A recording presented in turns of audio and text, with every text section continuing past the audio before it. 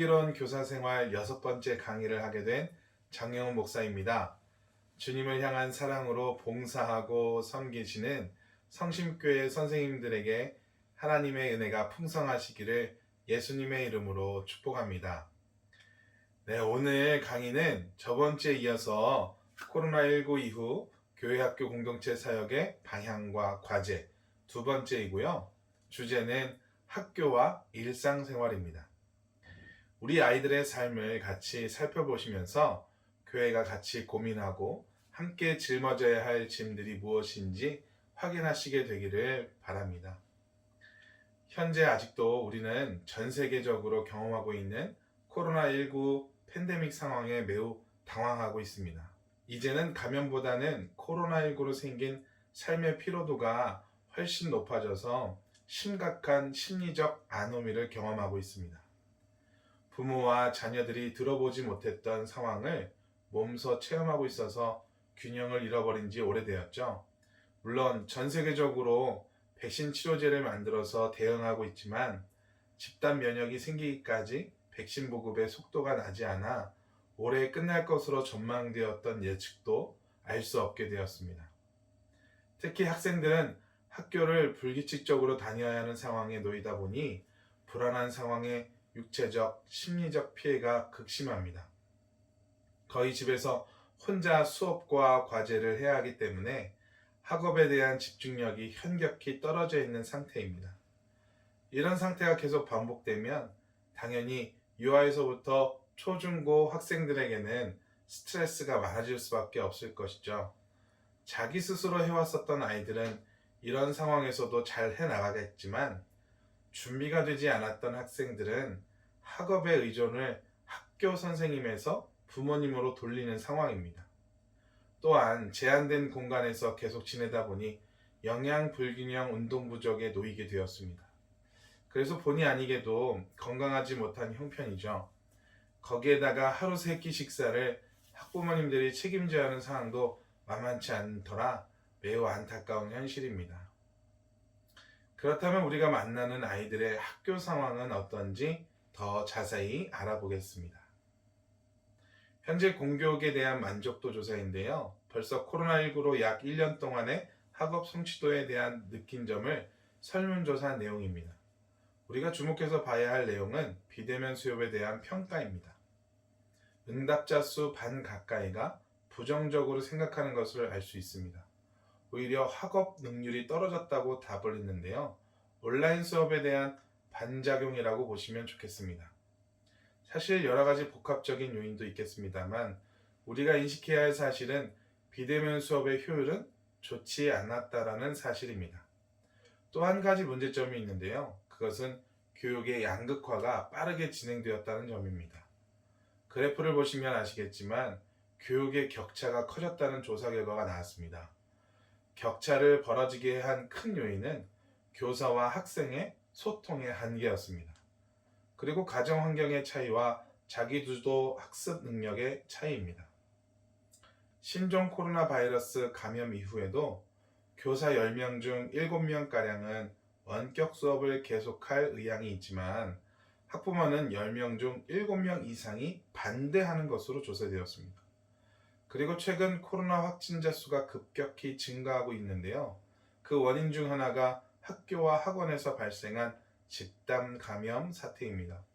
마스크를 제대로 쓰지 않거나 방역 지침에 대한 느슨해진 관리 감독으로 학생들의 피해가 이만저만이 아닙니다. 그래서 교육부에서 강한 방역 지침이 내려진 상황이죠. 이렇게 학교에서의 생활이 여전히 불평한 상황입니다. 아이들의 정서적 안정이 절실한 상황에서 성심교회 선생님들의 따뜻한 사랑에 관심이 필요한 때라고 생각합니다.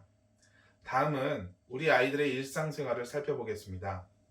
사실 일상생활이라고 해봤자 어디에 갈 수 있는 상황이 아니고요. 비슷한 상황이 있을 것이라고 보기 때문에 아이들의 심리 상태를 알아주셨으면 합니다. 이 그래프는 1000명의 청소년들을 대상으로 조사한 내용입니다. 매우 답답하다고 60% 가까이 응답을 했는데요. 불안과 걱정, 심하게는 우울증까지 있다고 합니다. 감정을 물어봤지만 실상은 아이들의 정서적 상황인데요. 우리도 답답한데 아이들은 오죽하겠습니까? 빨리 코로나가 끝났으면 좋겠습니다. 다음은 삶의 만족도를 물어봤는데요. 10점 만점에 코로나19 발생 후가 약 4점밖에 안 되는 것을 볼 수 있습니다. 삶의 반 이상의 부정적인 사고와 불만족으로 채워져 있다고 보셔도 될 것 같습니다. 많이 어려운 상황인데요. 많은 위로와 격려가 필요해 보입니다. 마지막으로는 관계 만족도를 조사했는데 아무래도 거리두기가 1년 이상 지속되다 보니 떨어질 수밖에 없는 것 같습니다. 우리가 유심히 보고 기도할 제목은 여기서 가족 관계라고 생각합니다. 가정이 평안하지 못하면 그 스트레스로 인해 자녀들의 심리가 불안하게 되고 이것이 학업과 정서 발달에 악영향을 미치게 되거든요. 지금 아이들의 상담 요청 건수가 코로나로 인해 2배 가까이 상승한 것을 확인할 수 있습니다. 그뿐만이 아니라 학생 자살률도 급격히 증가하고 있어서 사랑의 손길이 필요한 시점입니다. 우리 교회가 책임의식을 가지고 기도와 사랑으로 섬겨야 할 줄 믿습니다. 네, 아이들의 신앙생활에 대한 설문조사를 마지막으로 살펴보겠습니다. 코로나19가 개인의 신앙생활에 미친 영향에 대해 청소년들은 교회 모임이 줄어들어 교제를 못해 아쉬웠다를 가장 많이 꼽았으며 이어서 기독교인으로서 정체성을 고민하게 되었다와 주일날 교회 활동이 줄어들어 시간적인 여유가 있어서 좋았다. 코로나 이전보다 온라인을 통해 기독교 컨텐츠를 더 많이 접하게 되었다. 주일날 친구들끼리 교회 밖에서 자유롭게 교제할 수 있어서 더 좋다. 순으로 응답했습니다. 반면 가장 작은 수이긴 하지만 감염 위험 때문에 교회 가기가 부담스럽다는 응답도 있었습니다. 네, 이렇게 우리가 만나는 아이들의 삶을 살펴보았습니다. 아이들이 교회에 나오지 못해서 그들이 신앙을 잃어버릴까봐 많이 불안하고 답답한 마음이신 것 잘 알고 있습니다. 하지만 지금 아이들은 심령이 매우 불안한 상태입니다. 사랑에 목말라하고 있고요. 교회에 와서 쉬고 싶어 해요. 혹은 자신들의 말을 들어줄 사람을 찾아 검색하거나 모르는 사람과 전화를 하고 있을지 모릅니다. 부모님과 잘 지내고 싶죠. 하지만 반복적인 패턴에 그마저도 용기가 나지 않거나 포기하게 되는 것 같습니다. 코로나19 이후 교회 학교 공동체 사역의 방향과 과제라는 사실 어려운 주제로 말씀을 드렸는데요. 하지만 지금 우리는 기도할 수 있다는 것을 잊지 마시기를 바랍니다. 만나지 못한다고 해서 사역을 못하는 것이 아닙니다. 아무도 안 와서 아무것도 못하고 가시는 교사분들을 가끔 보게 됩니다. 네, 민망하고 어색하시죠. 하지만 우리 반 아이들에게 역사하시는 하나님은 여전히 일하신다는 사실을 믿으신다면 매일 기도해 주시기 바랍니다. 그럼에도 안타까우시면 힘내라고 햄버거 쿠폰이라도 보내주세요. 답답하면 언제든 들어줄 테니 전화하라고 말씀해 주시고 쑥스러우면 길게 문자 남겨달라고 하셔도 좋을 것 같습니다.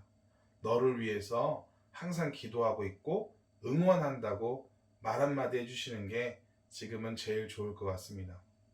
관계가 먼저 이루어져야 복음이 전달됩니다. 어린 학생들은 부모님을 통해 할 수 있습니다. 이제는 교회와 가정이 연계해서 하지 않으면 할 수 없습니다. 신앙의 의존도가 교회보다는 아직 부모님이 더 크기 때문에 함께 씨를 뿌리고 물을 주어야 합니다. 유아부부터 초등부까지는 부모님에 대한 위로의 말을 잘 전달하시는 것부터 시작하시면 좋겠습니다. 지금은 부모님이 많이 힘드시거든요. 우리 갈라디아서 6장 2절과 9절에서 10절 말씀을 함께 읽겠습니다. 너희가 짐을 서로 지라. 그리하여 그리스도의 법을 성취하라. 우리가 선을 행하되 낙심하지 말지니 포기하지 아니하면 때가 이르매 거두리라. 그러므로 우리는 기회에 있는 대로 모든 이에게 착한 일을 하되 더욱 믿음의 가정들에게 할지니라. 아멘. 그리스도의 법을 성취하는 방법은 서로의 짐을 나눠지는 것입니다. 방금 읽은 말씀처럼 믿음의 가정들에게 선한 일들로 섬겨주시고 우리가 놓쳤던 아이들의 삶을 좀 더 이해해 주세요. 바쁘시더라도 아이들을 위해 꼭 기도해 주세요. 내 자녀의 문제처럼 여겨주셔서 하나님이 부으시는